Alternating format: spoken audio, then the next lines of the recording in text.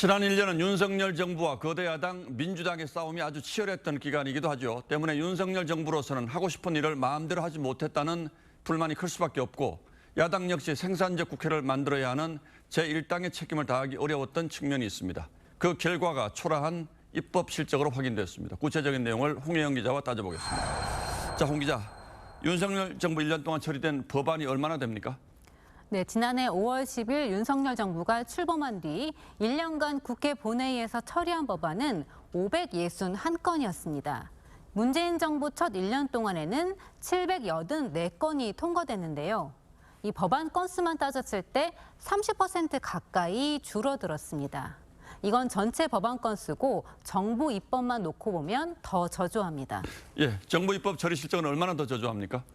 네, 윤석열 정부가 지난 1년 동안 국회에 제출한 법안 가운데 처리된 건 36건에 불과했습니다. 문재인 정부 땐 같은 기간 71건이 처리됐는데요. 이 정부 정책을 뒷받침할 입법이 절반으로 줄어든 겁니다. 특히 주목할 부분은 문재인 정부 때 만들었던 법안이 윤석열 정부 들어 통과된 경우가 윤석열 정부가 통과시킨 법안보다 2배 이상으로 많았다는 겁니다. 예.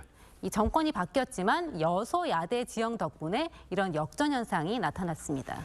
대통령실과 여당 입장에서는 짜증이 났을 수밖에 없겠군요. 처리되지 못한 법안들은 어떤 게 있습니까? 네, 대표적인 게 이 재정 준칙을 담은 국가재정법 개정안입니다. 민주당은 사회적 기업의 지원을 늘리는 법안과 함께 처리한다며 막고 있습니다. 또 지난 2월 스토킹 범죄 처벌을 강화하는 법안을 법무부가 내놨지만 아직 국회 상임위 문턱도 넘지 못했습니다. 법안을 내는 건 고사하고 아예 논의 단계부터 막힌 법안들도 적지 않다면서요? 네, 윤석열 대통령이 지지율이 떨어져도 꼭 하겠다고 했던 이 3대 개혁 가운데 노동개혁은 야당이 노조 탄압법이라며 거세게 반발하고 있고, 연금개혁은 국회 특위가 꾸려졌지만 여야 모두 미루면서 초안조차 만들지 못하고 있습니다. 교육개혁도 여야 의견이 첨예하게 엇갈립니다. 예, 반면 민주당이 힘으로 밀어붙이는 법안들이 적지 않죠?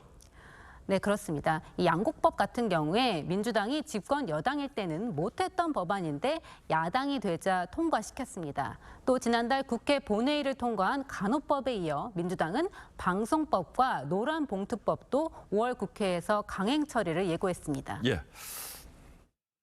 대통령이 야당한테 손을 내밀어야 되는 것도 있지만, 동시에 야당이 수적 우위를 갖고 단독으로 법안들을 처리하는 것이 너무 많다 보니까 또다시 대통령 거부권으로 이어지고 결국은 입법이 부실한.